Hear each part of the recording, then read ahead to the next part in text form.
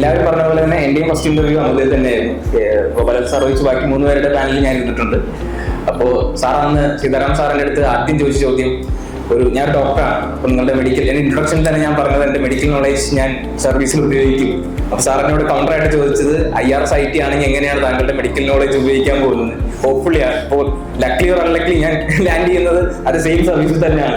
അപ്പൊ ഞാനിപ്പോ സീരിയസ്ലി 2 ദിവസമായിട്ട് ചിന്തിച്ചുകൊണ്ടിരിക്കുകയാണ്, ഞാൻ എന്താ ഒരു ഡോക്ടർ എന്ന നിലയ്ക്ക് ഞാൻ ചെയ്യാൻ പോകുന്ന IRS IT എന്ന് ചിന്തിക്കുന്നുണ്ട് സീരിയസ് ആയിട്ട്. അപ്പോൾ ആദ്യത്തെ ആ ചോദ്യം കേട്ടപ്പോൾ എനിക്കത് ഉത്തരവില്ലായിരുന്നു. ഞാനൊരു സാറ്റിസ്ഫാക്ടറി ആൻസർ കൊടുത്തില്ല. എന്റെ ഫസ്റ്റ് ഇന്റർവ്യൂ ആയിരുന്നു. അപ്പോൾ ഞാൻ അത്ര നന്നായി പെർഫോം ചെയ്തിട്ടുമില്ല. പക്ഷെ എല്ലാവരും മോട്ടിവേറ്റ് ചെയ്തു.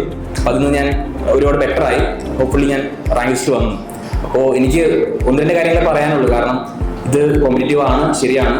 ഇപ്പോൾ നിങ്ങൾ നോക്കിക്കഴിഞ്ഞാൽ ഞങ്ങളെല്ലാം ഓവർനൈറ്റ് സ്റ്റാർസ് ആയ ആൾക്കാരാണ്. 21 വരെ ഞങ്ങൾ ഒന്നുമല്ലായിരുന്നു മുമ്പിൽ ആയിരുന്ന ആൾക്കാരുടെ മുമ്പിൽ 22 തൊട്ട് ഞങ്ങൾ വ്യത്യസ്തരായ ആൾക്കാരായി മാറി.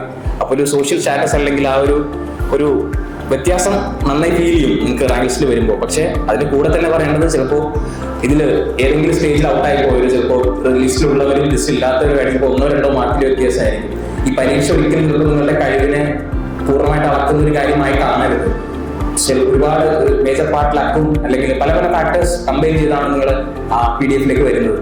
അപ്പോൾ അതിൽ ഇല്ലാതെ ഏതെങ്കിലും സ്റ്റേജിൽ നിങ്ങൾ ഔട്ടായി പോയെന്ന് വിചാരിച്ച് ഞാൻ കഴിവില്ലാത്തവരാണ്, അല്ലെങ്കിൽ എനിക്ക് അത്രയും എഫേർട്ട് ഇല്ല, ഞാൻ മലയാളമല്ലാതെ വിചാരിക്കരുത്. യുവർ ഈക്വലി കോമ്പറ്റന്റ് ആണ് എല്ലാവരുമായിട്ട്. ഈ പരീക്ഷ സ്വഭാവം ഇങ്ങനെ ആയതുകൊണ്ടാണ് അങ്ങനെ സംഭവിക്കുന്നത്. പക്ഷെ എല്ലാവരും പറഞ്ഞ പോലെ ട്രസ്റ്റ് ചെയ്യുക, ട്രസ്റ്റിംഗ് യുവർ സെൽഫ്.